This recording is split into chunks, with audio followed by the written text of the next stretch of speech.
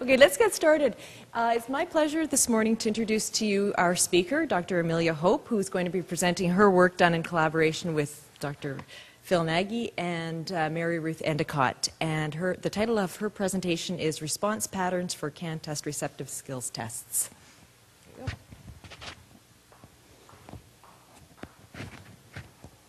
go. Okay, good morning and thanks for coming. What I'm going to talk about today is a study that Phil Nagy and I and Mary Ruth Endicott did about the reading and the listening tests of the CAN test. It's an exploratory study. We're looking at historical data. And the main thrust of our research was to see how performance differed for different groups based on age, gender, and geography. And we were interested in the differential response patterns not only for total scores, but also for the subtests of the listening and the reading tests. We also looked as a sideline at agreement among the different subtests of the CAN test. And the context for this study is that the CAN test has come of age. It's over 20 years old now. And we've never really systematically tried to clean up all the data and aggregate all the data and really see how this thing works. And that is something we need to do because it's a high-stakes test. It makes a big difference in people's lives. And we would like to expand the test use and to write a better technical manual. So this is an effort to support those initiatives. So just a little bit about the CAN test. It's a 4-skills English proficiency test. It's high stakes. It's used essentially for two purposes. One is for entry to Canadian universities and colleges, and the other is for access to the professions for foreign-trained professionals. It's accepted throughout Canada. There are 5 official testing sites now, but we would actually like to expand. And right now we test about 1,000 people a year, which is small potatoes in the standardized testing business, but not bad for Canada. So the listening test, we're going to be looking at analyses for the subtests of the listening test. As a total test, it's 40 items long. Most are multiple choice. It's 50 minutes long in general. The passages that people listen to vary between 1 and 5 minutes. So there's 2 subtests. One subtest is, for lack of a better name, short dialogues. It's small passages, maybe 150 to 250 words. The candidates only get to listen to it once. The candidates don't get to read the questions. The questions are only delivered orally on the recording, and they have to choose among 3 responses. The other test is the long passages test. That involves passages between about 400 and 800 words. Candidates get to listen to it twice. The questions are written in the book, so it's a different task. On the reading test, we have 3 subtests. The first one is called skimming and scanning. It's a speeded test, 15 items, 10 minutes. The job of the candidate is to look at a piece of rather dense text and try to navigate it using headings and boldfaces and textual markers. Then there are 2 tests in the next booklet, and that is a reading comprehension test, and that is your conventional test format, reading passages between 400 and 800 words, largely multiple choice questions on those passages, and we try to look at not just retrieval of facts and understanding of sentences, but we hope that we tap things like understanding the main idea, author's purpose, intent or tone, inferences, things like that. Then we have a closed test, about 250 to 300 words, 25 blanks, and the candidate's job is to choose among 4 responses to fill in the blanks. So those are the subtests we're looking at in this analysis today. The scoring, the CAN test delivers separate scores for listening, reading, writing, and speaking. We report those as band scores between 1.0 and 5.0, and we have half bands. And those are our qualitative descriptors of the bands. The level 5, a band 5 is a very good user, a band 4 is a competent user, etc. And generally, just so that you know what we're looking at, universities and licensing boards require scores of 4.0, 4.5, and 5.0. So to teach, you have to be at the 5.0 level. To be a Canadian Society of Immigration Consultant certified consultant, you have to have a 4.0. To be a pharmacist, you need a 4.5. Most universities want 4.5. So this study that we're looking at is on a sample of 1,555 test takers with data from 2000 until last year. We're only looking at the reading and listening tests. We're only looking at the Ontario samples. because we have the best data for those groups, the cleanest data. We're in charge of those. And we're looking at gender, age, and first language, because we actually don't have a lot of information about who these people are. And gender explains itself. For age, we just basically tried to group our test pool into groups of roughly equal size. So we ended up with youngest from 16 to 25, a middle group of 26 to 34, and the oldest group above 35. Now, first language was a little more dicey to try to figure out what to do with that, because there's so many different first languages represented, and it is hard to decide how to group them together. I'm not a linguist to be able to do that, so we settled for geography as the way to cut up this pie, hoping that it would reflect something about culture. And we have 6 different groups based on geography, varying sizes. So the largest group is Middle East and North Africa, and there's over 500 people in that group, but there's only 56 in the Sub-Saharan Africa group. So anything we say about geography is already going to be muddy because we were making inferences from language to geography, and it's going to be even muddier because we don't have equal sample sizes. And anyway, it's just a first look. It's exploratory. So for the study, the complication was how to deal with our scores. We were interested mostly in how these subtests are functioning, and we don't have scores for the subtests by band, and we can't look at percent or number of items correct because the percent of items required to receive a certain band score varies by version. The versions differ a little bit, right?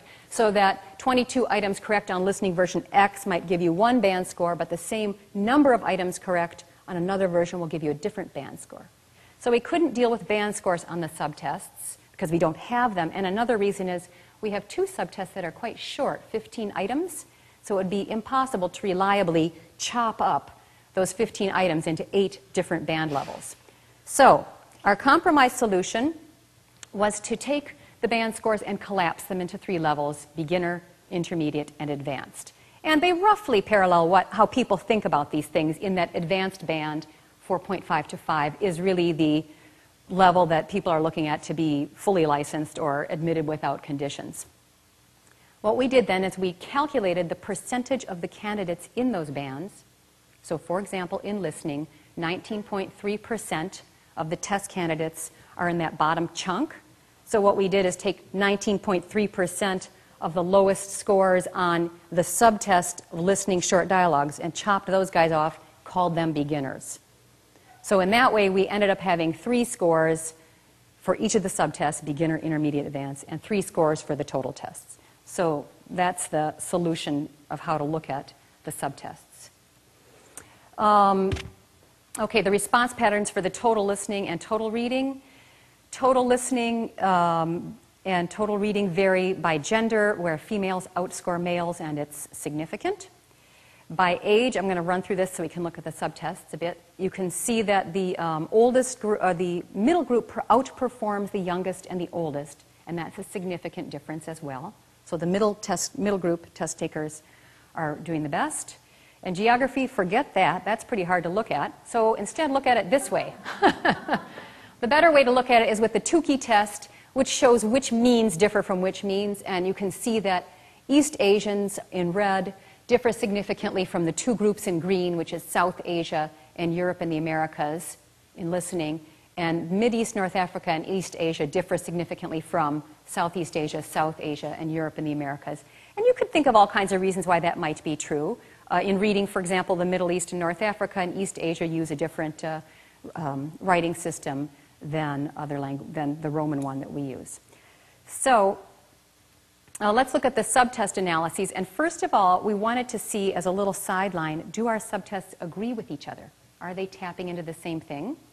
And we developed tables like this, where the numbers that are in maroon, the big ones down the diagonal there, represent the number of cases of perfect agreement between the 2 subtests in listening. So that 182, that means there's, out of the 297 people who are in the beginner group on long passages, 182 of them were also in the beginner group on the short dialogues. That's pretty good news.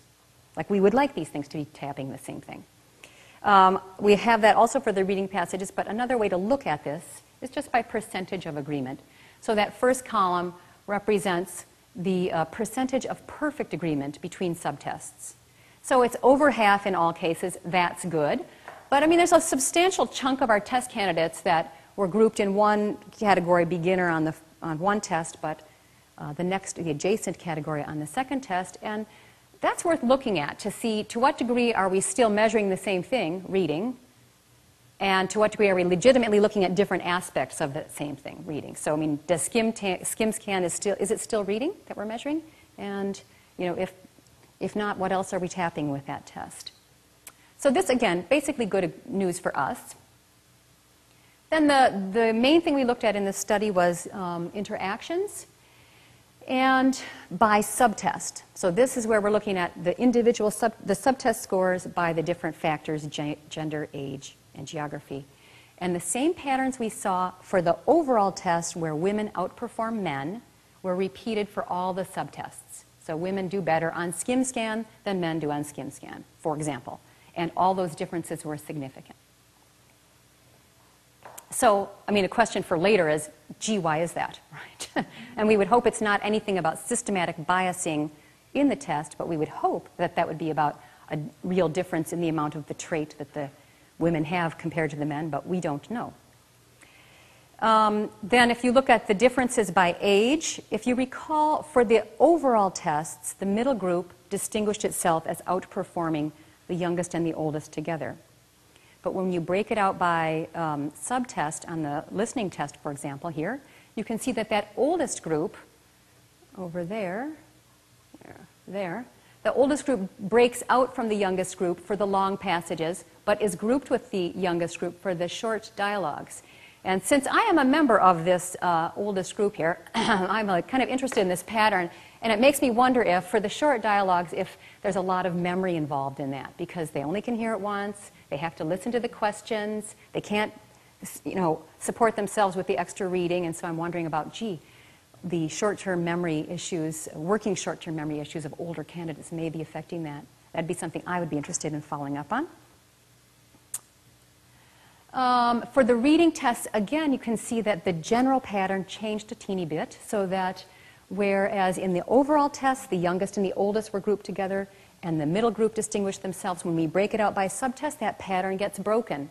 And the oldest and the middle are grouping themselves together for the reading passages and the close, but not for the SkimScan. And I wonder again, SkimScan is a speeded test, where speed of processing is really important. And again, I wonder about that oldest group showing up with the weakest groups on that subtest, but not on the others. A confounding factor that I didn't include in the slides is that youngest group is very overlaps with the East Asian group. So that East Asia group that we had was on average 5 years younger than the other groups. So when we're looking at youngest here, we're also looking at a huge percentage of East Asians. And again, there's other problems that that group has learning English that other groups might not have. Okay, lastly, looking at the subtest interactions by geography. In listening, there were no significant differences on the short dialogues subtest, but the same pattern that we saw for the overall test, East Asians are differing significantly from Sub-Saharan Africa, South Asia, and Europe and the Americas. South Asia, we can understand, right? A lot of those people on the Indian subcontinent are schooled in English, in secondary and post-secondary. Europe and the Americas, maybe you could say similar education systems, similar language to English. This is a little hard to look at too, but it shows you that the patterns do differ a little bit for the subtests than they did for the overall tests. And in particular, that South Asia, which was grouped together with Europe and the Americas in the overall tests, does break out as being less strong, significantly less strong than Europe and the Americas. Anyway, it's very muddy. I would hesitate to say too much about why this is happening without further investigation. So, by way of conclusion, we did have some support for the internal consistency of our tests, and that's very good news for us. There was clear evidence of differential performance for some of the groups, in particular that women performed better than men all the time. The middle age group was the strongest overall, and we had some interesting breakouts with that oldest group. And there are lots of evident geographic differences, but a little bit hard to interpret. So what we need to do is have more analyses and better data, more data, to figure out what's really happening here. We're going to start, as a result of this study, we're going to start to collect data about the level of education that the test candidates have, so we can correct for that in the results. We might collect language of education data, which would be interesting to know. Length of time in Canada, because many of those professionals appearing for the test have been in Canada for a great deal of time. And it would be fabulous, but probably pretty hard, if we could get some external criteria for these candidates, such as some kind of measure of later success in school or later success as a pharmacist or a teacher, which would be pretty hard to find, but it would give us some nice data about the ultimate criterion is, can these people function in the situations in Canada that we put them in. So that's that, and I have a few handouts there, and if you, bias, a question of bias. All we know here is that there's differential performance. We don't have any reason to believe that there's a systematic bias here. It would take extra data and extra analysis to figure that out. So there's my email if you didn't get a handout or you want more information. Thank you very much.